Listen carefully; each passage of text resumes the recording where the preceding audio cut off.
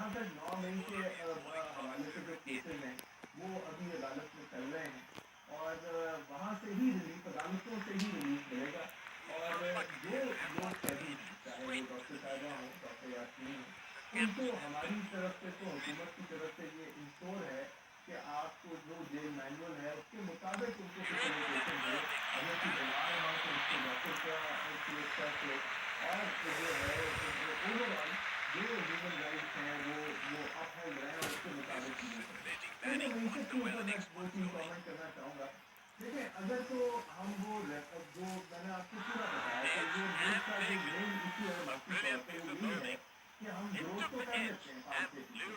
اور اس وقت خوشحالی بھی نظر آ رہی ہوتی ہے، لیکن اس گروتھ کے نتیجے میں ہمارے پاس 18-19 ارب ڈالر کا خسارہ آ جاتا ہے، جس کو کرنٹ اکاؤنٹ ڈیفیسٹ کہتے ہیں۔ اس کو پر کرنے کے لیے ہم سے کچھ کو لے کے جاتے ہیں، ہم اس روایت کو اس دفعہ توڑ رہے ہیں، اور الحمدللہ اس سال جو پچھلا فائنینشیل ایئر تھا 2 ارب ڈالر کا ہم نے کرنٹ اکاؤنٹ سرپلس کیا۔ اس کا یہ مطلب ہے کہ پچھلا جو سال 1.25 سال ہے اس میں ہم نے نیٹ کوئی اضافی قرضے میں اضافہ نہیں کیا، جو بیرون ملک کے قرضے ہیں اس میں اضافہ نہیں کیا، اور ہمیں کچھ کو لے کے نہیں جانا پڑا۔ تو آج ہم اس طرف جا رہے ہیں، اور دیکھیں جو غربت کی شرح کی بات ہوئی، جو مسائل ہے 10,000 مسائل ہیں، کوئی اس سے جو ہے آنکھیں نہیں موڑ سکتا۔ جو قوت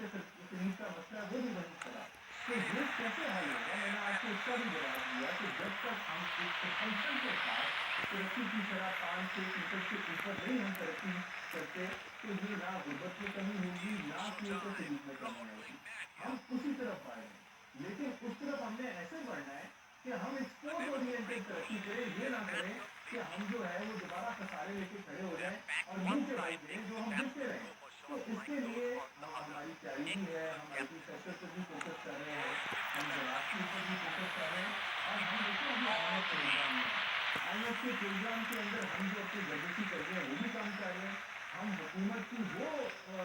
کمپنیاں جو اربوں کھربوں روپے کا خسارہ کرتی تھی ان کو پرائیویٹائز نہیں کر رہے ہیں۔ اب آپ دیکھیں پی آئی اے جو ہے وہ پرائیویٹائز ہونے جا رہا ہے۔ ابھی آپ نے کچھ خبریں سنی کہ اس کے روٹ بحال ہو گئے، یہ وہی روٹ بحال ہوئے ہیں جو پی ٹی آئی کے دور میں تباہ کر دیے گئے تھے، جس کے لوگوں کے تخمینہ کیا جاتا ہے کہ 200 ارب کا نقصان صرف اس ایک ایئر لائن کو ہوگا۔ اور جہاں تک کہ میرے دوست شوکا صاحب جو ہے وہ بات کر رہے ہیں رول آف لا کی، تو ان سے پوچھیں کہ ان کو تو اقتدار میں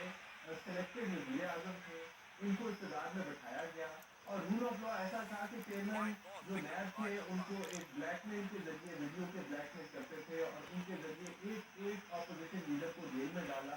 اور جو ہے یہ کندھوں پہ چڑھے ہوتے تھے، نیپی سنگھ یہ کرواتے تھے۔ تو تب تو ان کو رول آف لا بھی یاد تھا، تب ہم اس وقت بھی ہم کہتے تھے کہ آپ انگیجمنٹ کریں، بھی چارٹر آف اکانومی سے بات کریں، تو یہ تب اس وقت بھی بات نہیں کرتے تھے اور آج بھی نہیں کرتے۔ تو رول آف لا تو یہ کسی کو اس کو بتائے نا جن کو اس کی تاریخ کا نہیں بتاتے، تکبرانہ ان کا جو ہے وہ طرز سیاست اور حکمرانی تھا، اور ہر لحاظ سے کریٹر آف چیس کینگڈم کا لقب اس کو ملا۔ تو یہ کون سی رول آف لا کی بات کر رہے ہیں؟ یہ تو آج بھی کہتے ہیں کہ ہم کی ہے، آپ عام آدمی کی بات کر رہے ہیں، کیا کہیں گے؟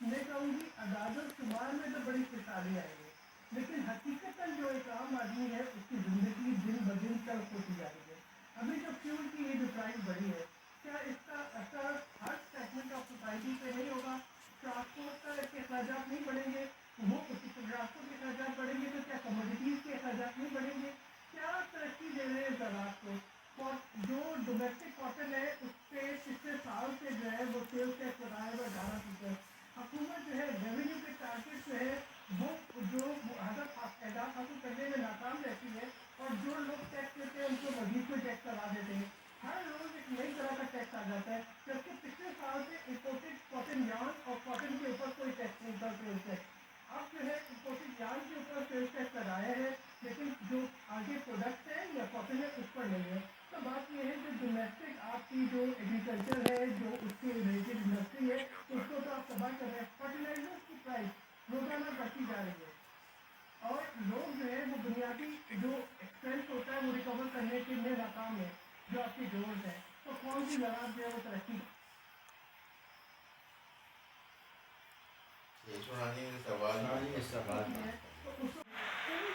کون سے فارمولے ہیں، یہ کس طریقے سے پالیسیز بنتی ہے، کہ کون سا الیکٹرک پالیسیز بناتا ہے جس کا ایک عام آدمی